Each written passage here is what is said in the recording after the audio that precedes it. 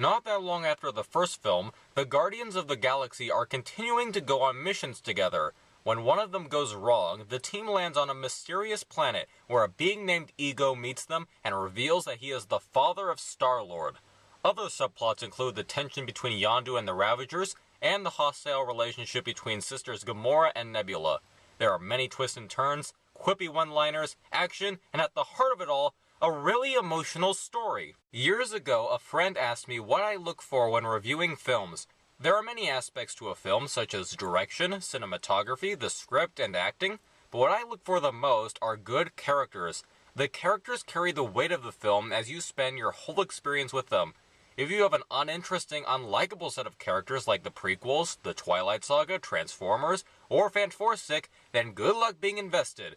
What I love so much about Guardians is that James Gunn has taken the characters that we have grown to love and gave them much more depth than the previous film. We see how Nebula and Gamora carry heavy scars from being raised by a cruel father figure, we see the trauma that afflicts Yondu and Rocket, and we see the pain Star-Lord carries in regards to his father throughout the whole film. The two characters that don't get the most depth were Mantis and Drax, which I would have liked to have seen more of.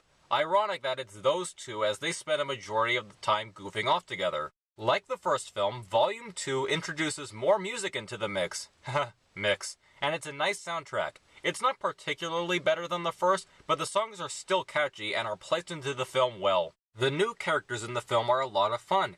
Even though I said that Mantis didn't get that much development, she was still an enjoyable character, and as stated earlier, her best moments are her interactions with Drax. Sylvester Stallone shows up in the film as a Ravager, and while he doesn't really do anything, it's such a joy to see Sylvester Stallone in a superhero movie, again, that I can look past his limited use and just smile. There's also this ridiculous Ravager called Taserface that is so over the top from his appearance to his name that he almost becomes the highlight of the film. I'm a big fan of Kurt Russell and was excited to see him in this film as Star-Lord's father. He's very charismatic and has great interactions with Star-Lord, though sometimes he tends to be a walking exposition bag. That being said, the relationship he has with Star-Lord is the biggest plus of the film.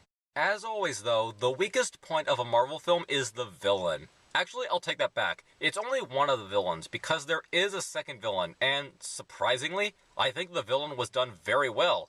At least in terms of a Marvel villain. The surprise villain's motivation is still very standard. Destroy the universe. But the way the character was acted and the development of the character was handled so well that I almost forgot I was watching a Marvel film. Now, the first villain is this monotone gold woman who is more of a nuisance than a threat.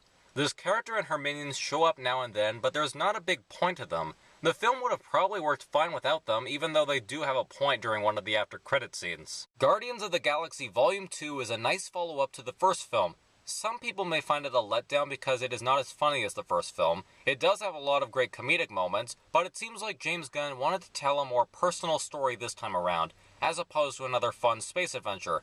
I'll dare to say that this film was much more emotional than the first film, and if you think it was hard to see Groot die in the first film, not a spoiler for the first film, Groot is in every trailer for the sequel, then be prepared for this one. That's all I'll say.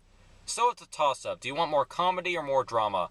I'm cool with this one, as I wanted to see our heroes develop more and go to darker places. And if you're a fan of character progression, a great story, and a rocking soundtrack, then Guardians of the Galaxy Volume 2 is the film for you. Thanks, this is an O.M.M review. This is O.M.M, signing out.